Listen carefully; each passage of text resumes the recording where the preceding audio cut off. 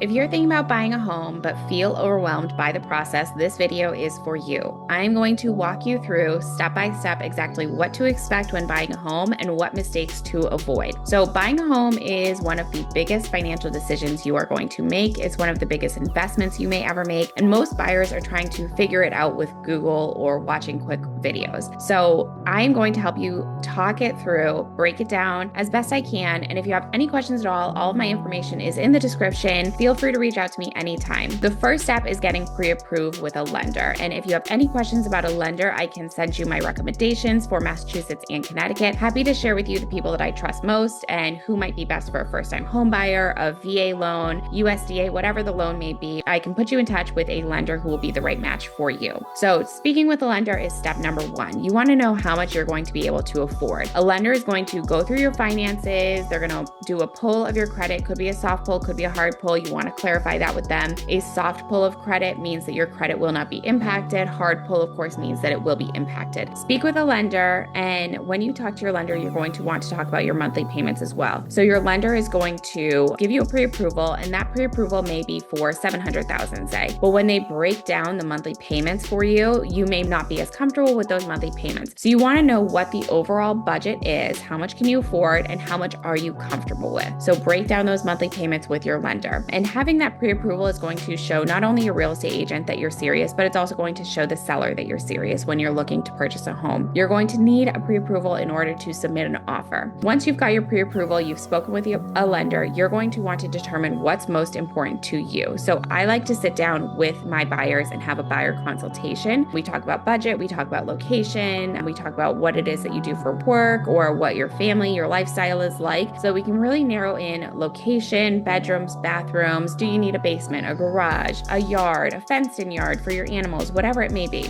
Narrowing in what is most important to you. Location, commute, schools, condition of the home. Are you open to a fixer-upper, etc. This is where a lot of buyers will go wrong because they're focusing on maybe only the budget and they're not focusing on the lifestyle as well. So sit down with your real estate agent. I like to do a buyer consultation and talk these things through. Once we've talked about all of these things, we are going to start touring homes. This is where things kind of get more fun, they're a little more exciting, and also where your emotions can really start to kick in. Seeing homes in person helps you understand layouts, what you're really looking for, what commute makes the most sense for you, and what your budget is going to get you. So when we find the right home, we may tour one home, we may tour 100 homes. I am here for you through it all. I'm happy to tour 150 homes, 200 homes, whatever it takes to find the right home for you. When we find the right home, it's time to make an offer. I am then going to send you my list of ways to strengthen your offer. We'll talk through all of the specifics, the price, the deposits, the contingencies, the timeline, all of those specific details. A strong offer is not always the highest price. We want to find out what the seller is being motivated by and what they might be looking for in an offer. It's something that I always talk to the seller's agent about because a strong offer is the one that makes the most sense for you and for the seller. When you find a property, you're going to put the offer in, and if your offer is accepted, your deposit is going to be due. Your first initial deposit. This is called your earnest money deposit. That initial deposit is typically $1,000. It can be more. So that first deposit is due when your offer is accepted. So when you sign the offer and when the seller signs the offer, your first deposit is due. I always tell my clients the first 24 hours is a little bit hectic because your deposit is due. We need to schedule a home inspection and we need to confirm your attorney. And I'm happy to give you attorney recommendations as well. But those first 24 hours are hectic. We have to get all of that in place. And then after that, it can slow down a little bit. So an inspection has to happen usually within 7 to 10 days of your offer being accepted. We will negotiate anything on the home inspection. We can ask the seller for a price reduction. We can ask the seller for credit or closing cost credit. So ask them to cover some of your closing costs. And we can ask the seller to fix or repair or replace items that may be damaged or broken or need replacing. So we will negotiate items on the inspection. And once we confirm all of those negotiations, we're ready to move forward. You're going to sign a purchase and sale agreement. Your attorney and the seller's attorney are going to draft this up together. Purchase and sale really locks you into the agreement. This is saying, yes, we've done our home inspection and we are moving forward. At this time, your second deposit is due.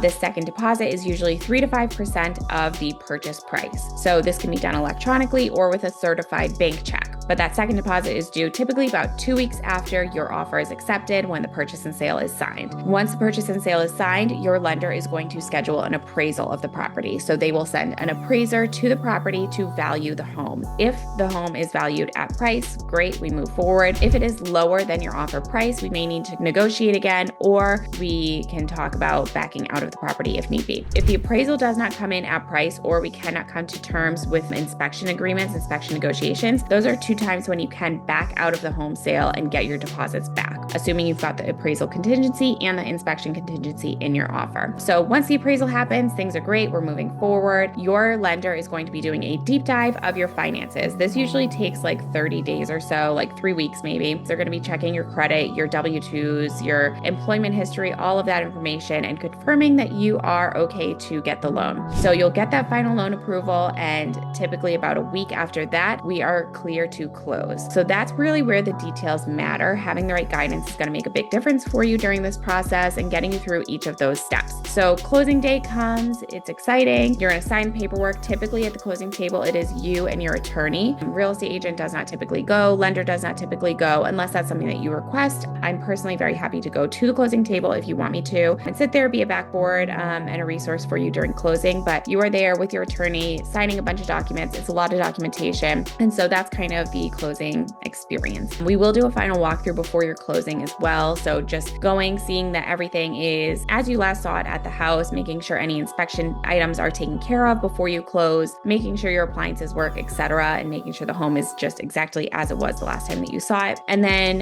you go to closing, you sign the paperwork. At the closing table, you need to bring the remainder of your down payment and your closing costs. And you'll typically need to bring your ID. There may be a few other items that your attorney may request that you bring. So once you sign all of your paperwork, the town has to record your closing. So your attorney is going to send the paperwork to the town. And once it's on record with the town, once the sale is on record with the town, that is when you can get your keys and you are officially a homeowner. So the process overall, from start to finish, it may take some time to find your home. Once you find your home and have that offer accepted, it typically takes about 30 to 45 days. Sometimes your lender is able to close sooner, which is great if it's okay with the seller. Sometimes it may take a little bit longer, but 30 to 45 days is a typical time frame. So let's talk about a few mistakes that I see often. So first, skipping a pre-approval. So jumping into the home search, going to open houses, touring homes, and not really knowing what your budget is. That can be a big mistake because you may fall in love with a home that you see and then realize it's way out of your budget. And that's another big mistake that I see, is falling in love with a home before understanding the numbers. It hurts when you're pre-approved for something like $700,000 and you go and you love the home and you're like, let's put an offer in, and then your offer might get accepted, or you're running the numbers with your bank before the offer gets accepted and you realize you are not interested in spending $5,000-$6,000 a month on your mortgage. So knowing your numbers and getting a pre-approval and talking through the monthly payments is very important. Skipping those things is a big mistake that I see. Making big financial changes during the process. So buying a car, buying a couch sometimes can be a big financial purchase. Those big ticket items, putting money on your credit cards, that's a big mistake as well.